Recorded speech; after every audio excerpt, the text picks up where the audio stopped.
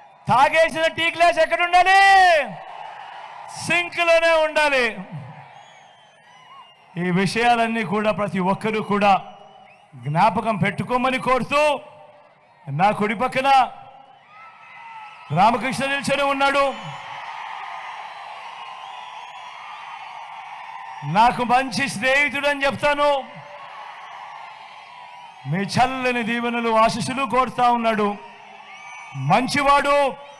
మీ అందరికీ నేను ఒక మాట చెప్తా ఉన్నా, రామకృష్ణారెడ్డిని గెలిపించండి అఖండమైన మెజారిటీతో. రామకృష్ణారెడ్డిని ఇంకా పై స్థానంలో తీసుకొని పోతాను. తీసుకొని పోవడమే కాదు, వరికపూడి వలస ప్రాజెక్టు కూడా దగ్గరుండి తనతో చేయిస్తాను అని కూడా చెప్తా ఉన్నా.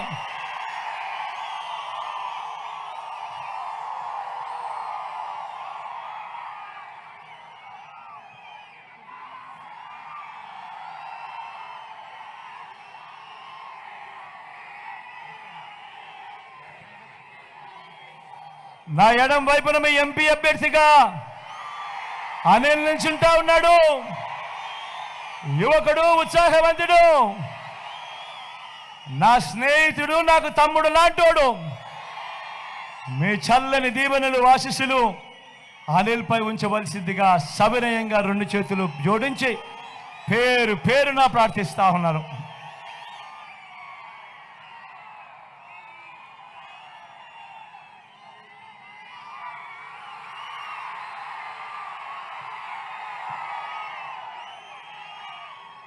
ఇంత ఎండలో కూడా ఏమాత్రం ఖాతరు చేయకుండా చెరగని చిరునవ్వులతోనే ఇంతటి ఆప్యాయతలు పంచిపెడతా ఉన్నా నా ప్రతి అక్కకు, నా ప్రతి చెల్లెమ్మకు, నా ప్రతి అవ్వకు, నా ప్రతి తాతకు, నా ప్రతి సోదరుడికి, నా ప్రతి స్నేహితుడికి మీ జగన్, మీ బిడ్డ రెండు చేతులు జోడించి మరొకసారి హృదయపూర్వకంగా కృతజ్ఞతలు తెలుపుకుంటూ సెలవు తీసుకుంటా ఉన్నాను.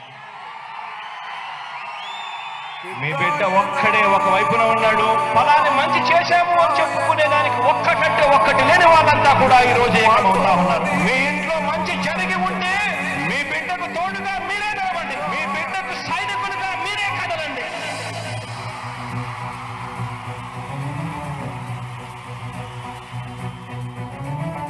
మీ ఇంట్లో మీ బిడ్డ వల్ల మీకు మంచి జరిగి ఉందా లేదా అన్నది మాత్రమే ఆలోచన చేయండి. మీ ఇంట్లో మీ బిడ్డ వల్ల మీకు మంచి జరిగి ఉంటే మాత్రం మీ బిడ్డకు సైనికులుగా మీరే నిలవండి అని చెప్పి సందర్భంగా కోరుతా ఉన్నా.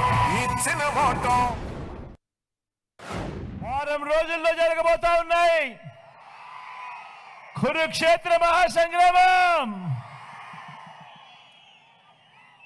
ఈ జరగబోయే ఈ ఎన్నికలు కేవలం ఎమ్మెల్యేలను, కేవలం ఎంపీలను ఎన్నుకునేందుకు మాత్రమే జరగబోతా ఉన్న ఎన్నికలు కానే కావు. జరగబోయే ఈ ఎన్నికలు రాబోయే 5 ఏళ్ల మీ ఇంటింటి భవిష్యత్తును, పథకాల కొనసాగింపును నిర్ణయించబోయే ఎన్నికలు. ఈ జరగబోయే ఎన్నికలు, ఈ ఎన్నికల్లో మీ జగన్కు ఓటు వేస్తే,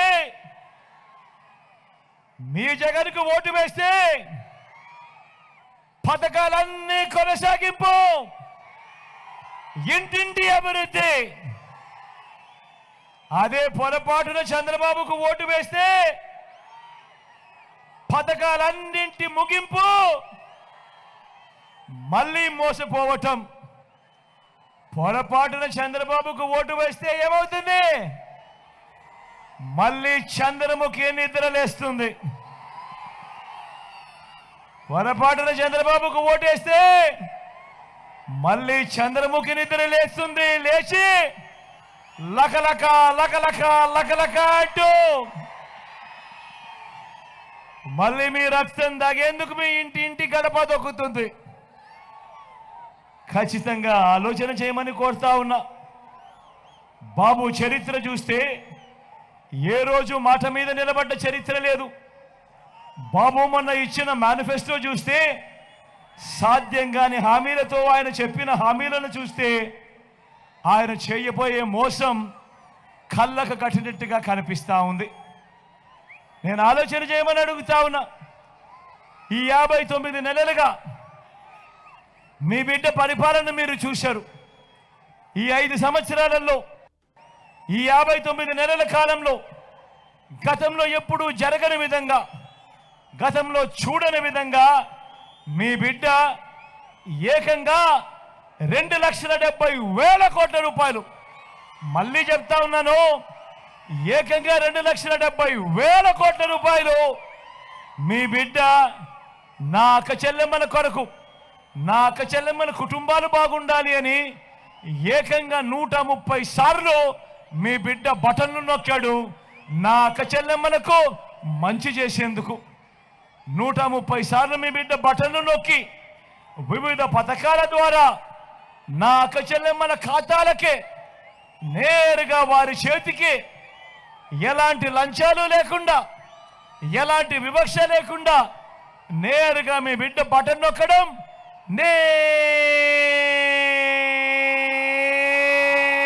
నేరుగా నా అక్క చెల్లెమ్మల కుటుంబాలకే వారి చేతికే ఆ సొమ్మంతా అందడం గతంలో ఎప్పుడూ జరగని విధంగా జరుగుతూ ఉంది. నేను అడుగుతా ఉన్నా మీ అందరితో కూడా ఆలోచన చేయమని కోరుతా ఉన్నా. గతంలో ఎవరైనా ఎప్పుడైనా కూడా చూశారా ఈ మాదిరిగా బటన్లు నొక్కడం, ఈ మాదిరిగా నేరుగా అక్క చెల్లెమ్మల ఖాతాల్లోకి నేరుగా వెళ్ళే కార్యక్రమం కానీ పథకాలు కానీ గతంలో ఎప్పుడైనా చూశారా అని అడుగుతా ఉన్నా.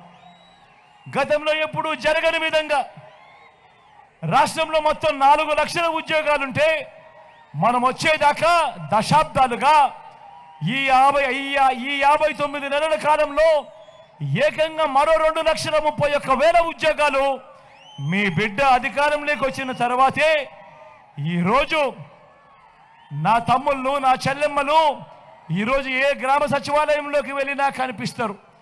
ఏకంగా 1,35,000 మంది చిరునవ్వుతో ఉద్యోగాలు చేస్తూ ఈరోజు మొట్టమొదటిసారిగా హాస్పిటళ్లలో అన్నీ కూడా ఈరోజు మొన్నటిదాకా ఉద్యోగాలు ఉండి కూడా రిక్రూట్ చేయని పరిస్థితి నుంచి ఈరోజు ఏకంగా ప్రతి గవర్నమెంట్ హాస్పిటల్లో కొరతే లేని పరిస్థితిలోకి తీసుకొని పోయాం.